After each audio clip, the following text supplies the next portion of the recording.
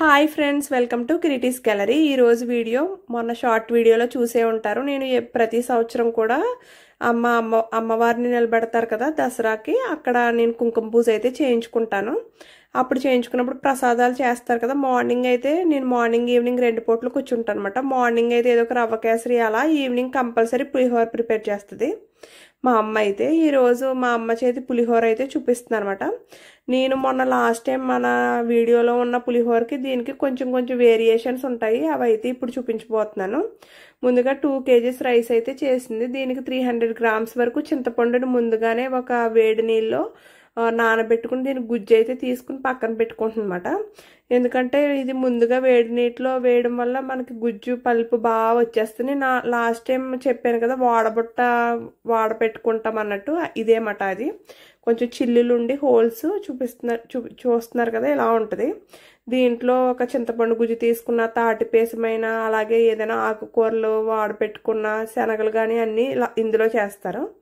ఇది పక్కన పెట్టుకున్న తర్వాత దీనికి కావలసిన తాలింపు సరుకులు పల్లీలు, శనగపప్పు, కొంచెం అల్లం ముక్కలు, అలాగే జీడిపప్పు, ఎండుమిరపకాయలు, పచ్చిమిరపకాయలు, కరివేపాకు, చింతపండు గుజ్జు మనం తీసింది. ఫస్ట్ ప్యాన్లో ఆయిల్ వేడి చేసి, ఆయిల్ వేడైన తర్వాత పల్లీలు, శనగపప్పు, అలాగే తాలింపు సరుకులు ఆవాలు, ఇంకా కరివేపాకు, ఎండుమిరపకాయలు వేసి బాగా ఫ్రై చేసుకోవాలి. ఇందులో జీడిపప్పు కూడా వేసి తర్వాత ఇవి బాగా ఫ్రై అయిన తర్వాత ఒక వేరే గిన్నెలోకి తీసేసుకుని, ఇంకా చింతపండు గుజ్జు ముందు పల్పు తీసి పెట్టుకున్నాం కదా, దాన్ని కూడా బాగా ఫ్రై చేసుకోవాలి.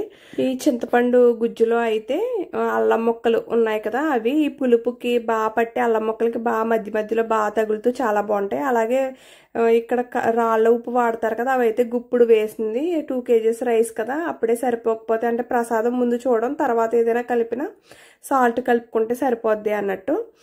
ఇందులోనే కొంచెం లాస్ట్లో బెల్లం అయితే యాడ్ చేసుకోవాలి. ఆ బెల్లం వేసి ఇంకా ఆయిల్ అవి ఏం అక్కర్లేదు అనమాట. కొంచెం కరివేపాకు, అలాగే పచ్చిమిరపకాయలు ఒక 10 వరకు వేసి బాగా దగ్గరకు వచ్చే వరకు ఈ గుజ్జును అయితే ప్రిపేర్ చేసుకోవాలన్నమాట. తర్వాత రైస్ అయితే మాకు కట్టెల పొయ్యి ఉంటుంది, అంటే ఎక్కువ రైస్ కదా, దాని మీద వార్చింది అనమాట. ఆ క్లిప్పింగ్ అయితే తీయలేదు నేను. అలా మీరు తక్కువ రైస్ అయితే ఇలా స్టవ్ మీదే వార్చేసుకోవచ్చు కదా. ఇంకా ఆ రైస్ అయితే ఎప్పుడు కూడా మనం ముందు చల్లారబెట్టుకోవాలి, లేదంటే ఈ పులిహోరకి ఎప్పుడైనా రైస్ వేడిగా ఉందంటే పలుకు మెత్తగా అయిపోద్ది, అదొకటి గుర్తుపెట్టుకోండి. రైస్ కూడా బాగా కొంచెం పలుకుగా వేసుకోవాలి. ఇందులోనే ఆ తాలింపు సరుకులన్నీ వేసిన తర్వాత చూడండి పౌడరు అదేమాట, నేను తీయలేదు. ఆవాలు కొంచెం ఫ్రై చేసి, అలాగే ఎండుమిర్చి, ఈ 2 బాగా ఫ్రై చేసిన పౌడర్ అయితే మా అమ్మ కలిపింది. ఇది ఎప్పుడు అలా చేస్తుంది అనమాట. ఆ పౌడర్ అయితే కలుపుతుంది. అలాగే కొంచెం ఇంగువ వేసి అలా కొంచెం పైకి కిందకి బాగా కలుపుకుంటే మనకి పులుపు అది మనకి కరెక్ట్గా ఈ 2 kgs రైస్కి 300 grams చింతపండు గుజ్జు బాగా తీసుకుంటే సరిపోద్ది, ఇంకేమీ యాడ్ చేయక్కర్లేదు. కొంచెం సాల్ట్ అయితే కొంచెం పట్టింది అనమాట, అంటే ప్రసాదం అయిపోయిన తర్వాత లాస్ట్లో మేము తిన్నప్పుడు చూసాము, కొంచెం ఒక 2 tablespoonsకి అంతే.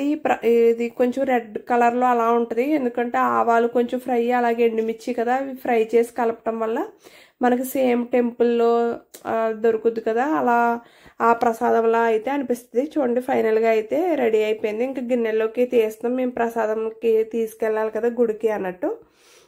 మీకంటే ఇది నేను చేసిన పులిహోర వేరుగా ఉంది, అలాగే ఇది కూడా కొంచెం డిఫరెంట్ అనేసి మీకు మా అమ్మ కొంచెం డిఫరెంట్గా చేస్తుంది అన్నట్టు ఈ వీడియో నేను పెడుతున్నాను. మీకు కూడా ఇది నచ్చితే మీరు కూడా ఈ ప్రసాదాలకి, ఇవి దసరాలో ప్రసాదాలకి ఒక రోజు ఇలా ట్రై చేయండి.